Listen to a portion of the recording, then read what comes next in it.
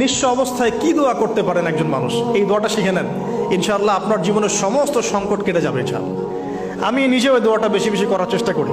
দোয়াটা হচ্ছে, মুসা আলাইহিস সালাম একটা গাছের নিচে হেলান দিয়ে বসলেন, বসে দেখলেন দুইজন মেয়ে দাঁড়িয়ে আছে দূরে, পানি নিতে পারছে না, লোকজন পানি নিয়ে যাচ্ছে, ওরা দাঁড়িয়ে আছে বেচারি। মুসা আলাইহিস সালাম গিয়ে বললেন, কি সমস্যা আপনাদের? এটা নিয়ে আপনারা আবার মেয়েদের সাথে কথা বলার চেষ্টা করেন, ঠিক আছে? তো মাহারাম গায়রা মাহারাম মেনে চলে। তারা বললেন যে আমাদের বাবা অনেক বৃদ্ধ মানুষ, আমরা পানি নিতে পারি না যতক্ষণ না আমাদের কম পানি নিয়ে চলে যায়। মুসা আলাইহিস সালাম তবে একটু বললাম না, ফিজিক্যালি খুব স্ট্রং ছিলেন, থাকে না বডি বিল্ডার, সামনে গিয়ে কথা বলে সরব পানি নিতে দাও, তখন মানুষ একটু মূল্যায়ন করে না। তো মুসা আলাইহিস সালাম এভাবে পানি নিয়ে দিলেন এবং বাছুরদেরকে পানি পান করালেন, করিয়ে গাছের নিচে এসে বসে আছেন।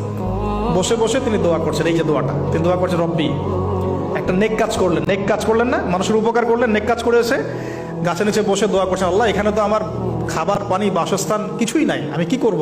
রব্বি ইন্নি লিমা আনজালতা ইলাইয়া মিন খায়রিন ফাকির, রব্বি ইন্নি লিমা আনজালতা ইলাইয়া মিন খায়রিন ফাকির। আবার বলেন, রব্বি ইন্নি লিমা আনজালতা ইলাইয়া মিন খায়রিন ফাকির। অর্থ হচ্ছে, হে আল্লাহ, তুমি তোমার পক্ষ থেকে আমার উপরে যে নিয়ামতগুলো দিবে, আমি এর জন্য ফকির হয়ে বসে আছি। আল্লাহ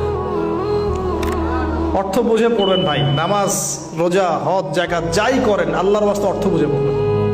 অর্থ বুঝে পড়লে আপনার ইবাদতের স্বাদ পাবেন, তৃপ্তি পাবেন, আল্লাহর সাথে কানেকশন হবে, আল্লাহর নূর পাবেন, মাআরিফত পাবেন, সত্য স্বপ্নও দেখবেন তখন ইনশাআল্লাহ। তখন শুয়ে শুয়ে সত্য স্বপ্ন দেখবেন ইনশাআল্লাহ।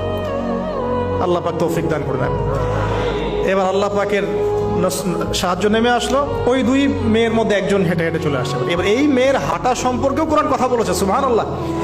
এই মেয়ে কিভাবে হেঁটে এসেছে এই হাঁটার বর্ণনাও কোরআন দিয়েছে। কোরআন বলেছে এই মেয়ে হেঁটে আসছে লাজুক পায়ে। এখন আপনি এই পুরো ওয়ার্ল্ডের মেয়েদের হাঁটা দেখেন, লজ্জা আছে? তাহলে মেয়েদের সাথে লজ্জা একটা গভীর সম্পর্ক আছে। এই মেয়ের প্রশংসা আল্লাহ পাক কোরআনে করলেন, লাজুক পায়ে লাজুক ভঙ্গিতে অবনত নয়নে সে হেঁটে আসলো। এখন আপনি কেলে যান, গো টু খেল, আপনাদের টুইন টাওয়ারে যান, দেখেন সবার হাঁটা চলা দেখেন। হায়া লজ্জার কোনো বালাই আছে এখানে? আমি গত লেকচারে বলেছিলাম যে আদম আলাইহিস সালাম এবং হাওয়া আলাইহিস সালাম, ইবলিস তাদের সাথে প্রথম যে আচরণ করেছে ওই ফল খাওয়ানোর পরে, সেটা কি? তাদের গা থেকে পোশাক খুলে পড়ে গেছে, মানে নগ্ন করে দিয়েছে আমাদের পিতামাতাকে, মহাবিশ্ব নগ্ন করে দিয়েছে কে? ইবলিস। তো এখন এই পৃথিবীতে আমরা যারা নগ্নতার চর্চা করছি, তাহলে কার এজেন্ট আমরা বুঝতে বাকি আছে? আমার কথা কি বুঝতে পারছেন কি না? এই কানেকশন মেলানোর চেষ্টা করেন, ডটসগুলো মেলানোর চেষ্টা করেন।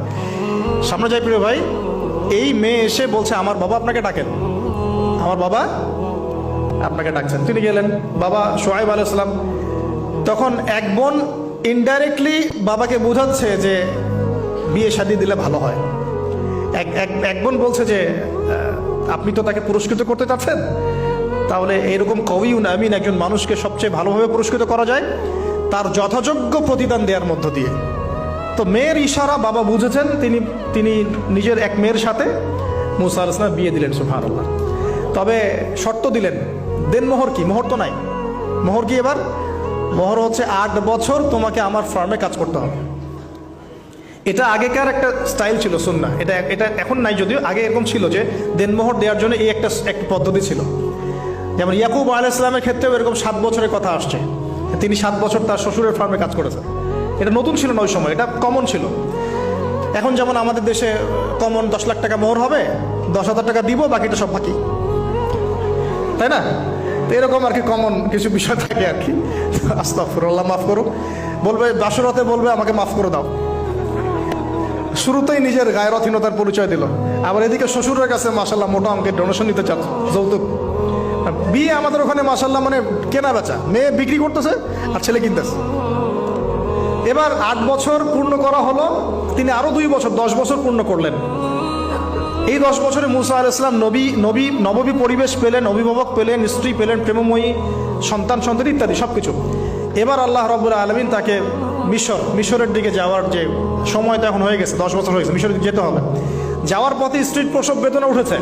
তখন মুসা আলাইহিস সালাম আগুন খুঁজছেন। আগুন কি খুঁজছেন ভাই? আগুন খুঁজতে খুঁজতে তুর পাহাড়ের ওখানে গিয়ে দেখছেন যে আগুন গাছে জ্বলছে, সবুজ পাতার উপরে আগুন। তিনি অবাক।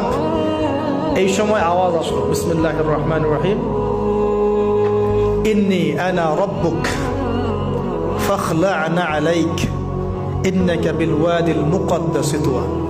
মুসা, ইন্নানি আনা আল্লাহ লা ইলাহা ইল্লা আনা ফা'বুদনি ওয়া আকিমিস সালাতা লিযিকরি। মানে এখানে অনেকগুলো কথা আছে, সূরা তাহার মধ্যে আছে। আওয়াজ চতুর্দিক থেকে ভেসে আসলো, মহান আল্লাহ